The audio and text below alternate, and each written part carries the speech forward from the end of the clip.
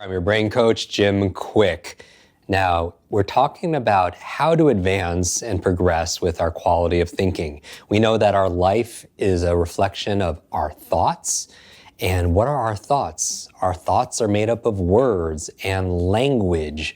So in this session, I'm going to share with you my perspective on how to optimize your languaging to be able to optimize your possibilities, your potential, and your power in life. That just by changing words that we use on a regular basis changes the way we focus and changes the way we feel about things.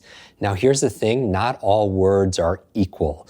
And when we're talking about languaging, sometimes people use words interchangeably. So the other night I was out with friends and one person was commenting on how we were being served at the restaurant. And one of our friends said, that person's really nice.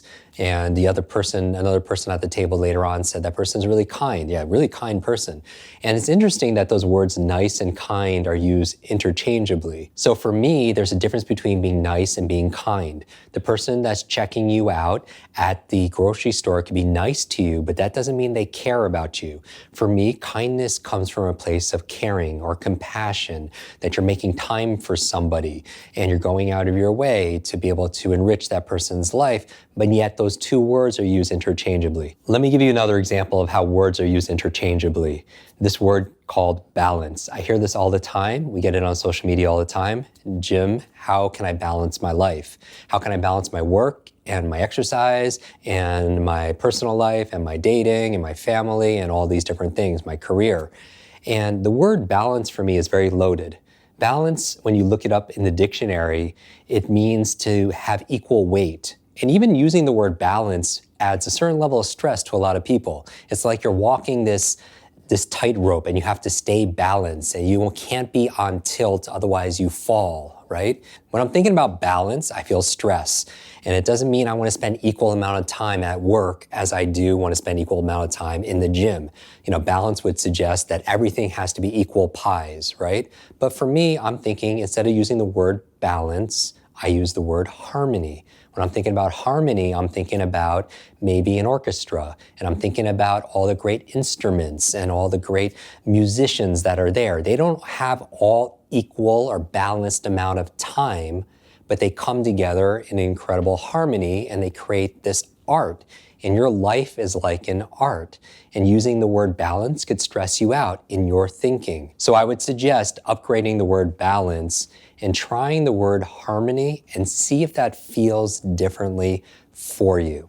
So again, this lesson is all about replacing words and using the words that are most empowering for yourself, because words make up our thoughts. Here's another example. Have you ever found yourself saying, oh, I gotta pick up the kids today. I gotta work out. You're thinking to yourself these things. I gotta go to my job.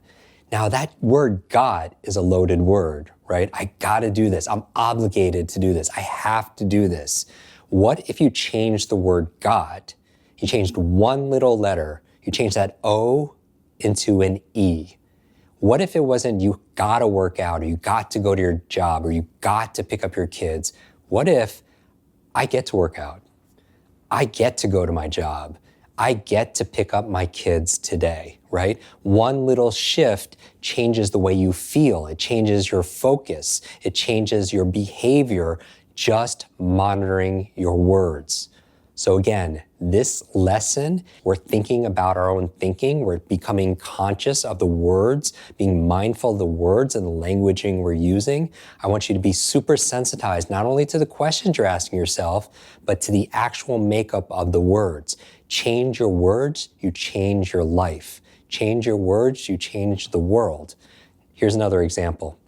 Recently, we did an event. We have an annual Kwik Brain conference, and in the audience was Quincy Jones, right? This amazing Grammy award-winning producer. I asked him to come on stage because I wanted him to share. We had this interview and this conversation, and I was like, I want to know about your problems, right?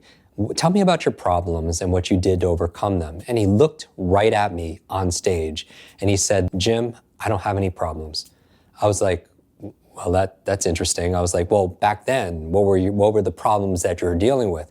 He was like, no, Jim. I was like, even back then, I didn't have any problems. So my mind, being a quick thinker, I want to go deeper, and I wanted to find out where's this coming from. I was like, wait a second.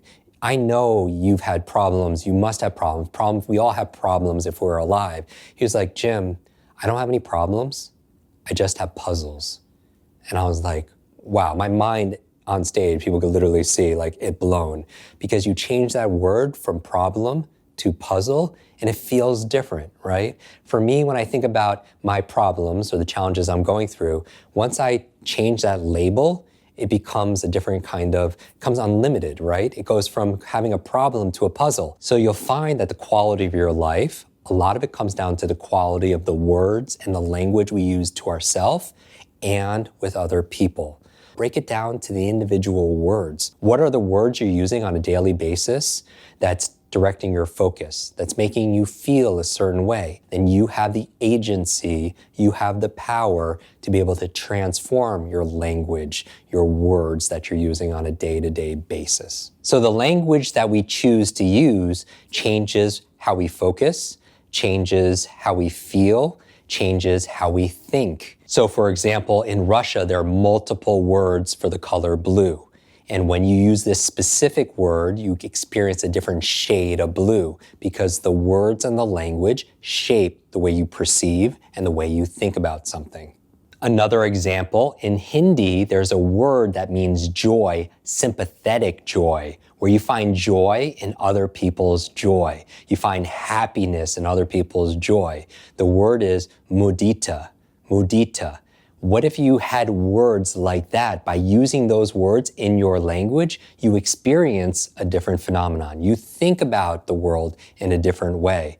Going back to Quincy Jones, he was talking about the power of perspective in our interview, and he says this, that one of the best ways to learn and to change your thinking is to go to different places. And I remember speaking at a conference, and there was somebody speaking on the same panel, and this person owns a lot of travel agencies. And she was saying that if more people traveled, then there would be less prejudice, because you would be able to see things from other people's point of view, different perspectives. So going back to my conversation with Quincy Jones on stage, we were talking about perspective, and he looked at me, he's like, Jim, you have to go to know. You have to go to know. One of the things that really opens up our minds and our perspective is going to other places. Because when you go, according to Quincy, you have a more of appreciation for words and language and food and music and art. And all these things, the art and the literature and the food, these are all symbols, much like the words. And so when you can expose yourself to more enriched words, you have an enriched experience, you have an enriched thinking. So that's the lesson, is to monitor your language, that words have power. If you realized how powerful your mind was, you wouldn't say or think words that you didn't want to be true. So this is part of your discovery, is having the curiosity of, how can I build my language set to be able to enhance your vocabulary? You enhance your vocabulary, you enhance your life. Change your words, change your life. That's the lesson.